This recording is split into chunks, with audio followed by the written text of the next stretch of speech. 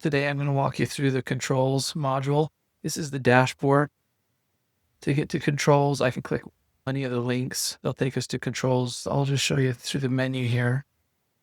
So these are all of our organization's controls that are operating. We also have a controls library. You can use the library for things like control assessments, or you can also use them as a template to create your regular controls. So if I just add a control like this, I have the option of generating with AI. So I can just say something like quarterly access review for Colorado Bank, let's just say. So this feature is embedded throughout the system, creating items with AI. You can do enhance with AI for existing records. It'll go through all the fields and make recommendations, make things more robust. It's nice because it helps us think about things that we might not have already thought of. Okay, so it's done. It took just a minute. You can see AI did a pretty good job at figuring out what the description, objective, pass-fail criteria should be. It auto filled in some of our associations, some risks, assertions, domains, some of the regulatory requirements. Okay, let me show you down here. This is where we configure how we want to get assurance on our controls. There's 3 different things that controls can do. One is they can operate. If I click this, it's going to send control instances to the control operators. If I'm in charge of operating a control, I'll get an email that says, hey, it's time for you to do your control. Like in this case, your review. I'll come into Opal and then I'll say what I've done. I'll add the evidence and mark it complete. So that's something that can be really useful if you're not confident in your control. So maybe you're working towards an IPO, or you have had a MW or some area that you really want to shore up and make sure is working right. Then enabling operations for a control can be a really good thing. The next one is testing. This is your regular control test that audit would do. I can add as many rounds as I want, and I choose dates for these. And the cool thing about Opal is once you set it for this year, it's going to remember, and it's going to do this exact same cadence next year. But you'll just set this up once, and then it will continue to operate in perpetuity. So you don't have to come back and set it up again. It's going to keep operating, notifying the testers, the reviewers, and go forever. I'll show you what that looks like here in a minute. The next way you can get assurance that the control's working are control certifications. These are really helpful.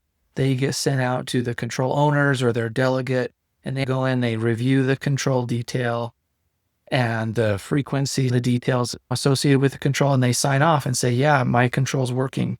So it can be a great way to remind people about their controls and also to make sure that the controls stay current. We just add rounds. Some companies, depending on the control, may want to do these quarterly. Some may want to just stagger them and do them when you're not testing. Some like to do it in December, so it helps take care of the inquiry of all their controls, and they can just do it that way. When we set this up in Opal, it's going to remember this year to year and continue to send reminders out to the control owner so they can do their certifications. Down here, you see some of the more AI populated items, the operation steps or execution steps, test steps, and some additional information here. I'll go ahead and create the control.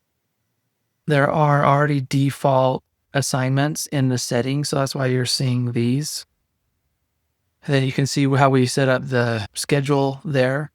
And then down here, there's some AI functionality that I'll show you here in a minute. These are the attributes that you saw earlier, the procedures, and then the templates. So I'll just tell you briefly about these. The first one are PBCs. So these are evidence requests that go out to whoever. It could be the control operator, it could be the control owner. But when we create these, we can have AI help us with this too. Oh, maybe we do it here, enhance with AI.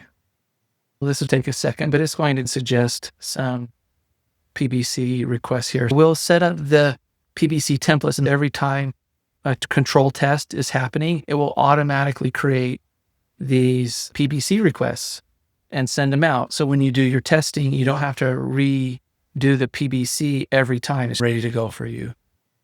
This will also suggest not just PBCs, but it's going to look through the whole control and look for opportunities to update it. It's saying it wants to fill in the location, and then these are the PBCs it's recommending. So I'll say apply these. Their default assignee is going to send these to the control operator, control owner. We can change these if we want to. So we don't have to say the control operator. We can say a specific user or the control owner or delegate. But for now, we'll just leave that. The next template that we can add are workpaper templates. These will go on the control test instances. So these are for the internal audit or whoever's doing the control testing. I will just drag and drop something in there. And it could be an Excel document. And so then I'll actually just show you here. I'll just do this Word file because it's quick.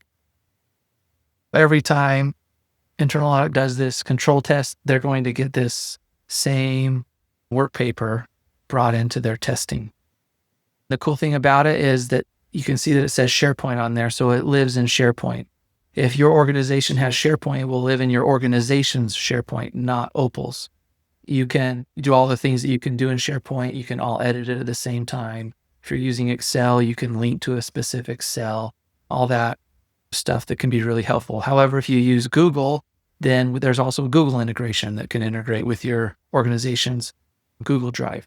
If you don't have either of those, you can use Opal's.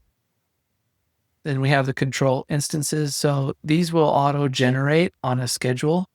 Since we're not going to wait overnight, I'm just going to say generate. Click that button. So here they are. These ones are current because I was going to start today. You can see the future ones here too. These are filters. There's nothing complete, but these are clickable buttons. When you have a lot of these, you can see all the control tests, all the certifications, all the times it's operated, all from here. So if you need to go back to a prior period and see work papers or just see results, it's really easy to do that. Observations you can see here. And then this activity tab is really helpful. We haven't really done anything yet, but all the history and activity will show up right there. Actually, let me refresh because I think we should have something. Okay, so you can see I've updated a couple fields. Let me show you, maybe I'll show you on a different one, some of the control instance features. So this is another control. I'll go to control instances here. So here I can show you, here's all the completed stuff that's been done. And you can see there were some exceptions in the past. Here's my open instances. This is what the control testing page looks like. If you're internal audit, this is what you'll see. You can document your result here for design effectiveness and operating effectiveness. You can put in any testing notes that you want in here. You would drag and drop any evidence that you examined. Here's your work paper that lives in SharePoint. If you wanted to see your prior period work papers, it's right here. So you don't have to go back and dig through all those different control instances.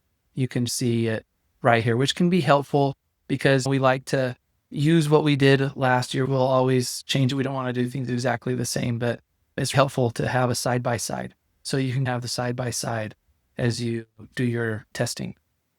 This is a review tab that reviewer can put some review notes in here if they want. This is different than coaching notes though. Coaching notes come over here in comments. So you can add a general comment or you can assign a coaching note to somebody and give it a due date. And it will also appear here and in the person's queue. They'll have a my work queue that I'll show you in a different demo, but they'll see that in their queue too. This tab, AI Assist, this is nice. There's different AI features. So there's AI tests that do preparation, the actual testing. You can see there was a failed run on this one yesterday, documentation tests, and then review assistance as well. When you run these, they can take a minute or two. They take a little bit of time, but they are quite thorough. This one reviews all of the evidence and it will tell you if it thinks it found an exception. It will tell you if you thinks you're missing evidence, and you can click this button and it'll tell you, or it will automatically create new evidence requests, PBC requests for you. And then it gives you an overall summary. Super helpful. Again, document summary, it's similar. All these features, there is some overlap, but they can be helpful in different ways. Here you have some additional details, assignments. You can also link controls to a project, which you probably wouldn't do on this screen. I'll show you in a minute how to link controls to a project, but sometimes internal audit departments want to track their controls in a project, maybe by round or by location or both. I'll show you how to do that here in a second. Observations will live here. I click on create observation. I can draft it with AI if I want to. I don't have to, but I can. And that works just the same as I showed you with the controls. Pretty robust and helpful. With all this AI functionality, there's always a human in the loop. So none of the AI stuff just goes into the record without a human reviewing it, pushing submit. That's important. Just wanted to point that out. Here's your history. You can see the things that were updated with AI and our workflow milestones, when it was completed, reviewed, and so forth. And I already showed you the comments. This is pending review. It's already been submitted. If I'm the reviewer, I can begin the review and go from there. That's the control testing in a nutshell. Let me show you how we would add that to a project. Let's just go to this one is in planning. So this one's fine. This is what the project page looks like. I'll probably save this for another video, but briefly, I'll show you how we add controls. I just click on that add control instance, and then I will click the period. And in this case, probably round 1, 2026, and here they all are. I can select them all if I want. I can just select some of them. I can have some more filters, like location. Maybe I want to filter by location because I'm only doing an audit in Japan, for example. So I can just add those. I'll just show you what this looks like. I add it, and then there it is. So it's now in the project. Any PBC items associated with these controls will live here in the project PBC. So you'll be able to see them all right there. It's really easy. You can send reminders for all of them from here too. This project page, I'll just show you real quick. It's similar to the control testing. Here's your team members. You can add time if you want. There's your coaching notes on the project. Here's the tasks. AI can suggest the tasks, and then you can add an assignee, a reviewer if you want one. You can add a depends on, a dependency if you want to do that. Here's your PBC items. You can suggest the PBC items with AI, which is super helpful, especially if you're doing an audit in an area that you're not familiar with. It can be really good. And then, yeah, there's your observations, documents. You can draft these with AI, which is pretty good. Again, you need to review everything. AI is not perfect, but it's very robust. It will give you some things to think about for sure that probably you didn't think of yourself. And then you can, if you're a project manager, you can analyze the project with AI if you want. You can have the AI review the project, which I recommend. Anybody that's doing a project, before you have a human review it, have AI review it. It'll give you some feedback that you probably want to execute. And then there's your activity again, your planning. So that's it for this demo. I hope that's helpful. Thank you.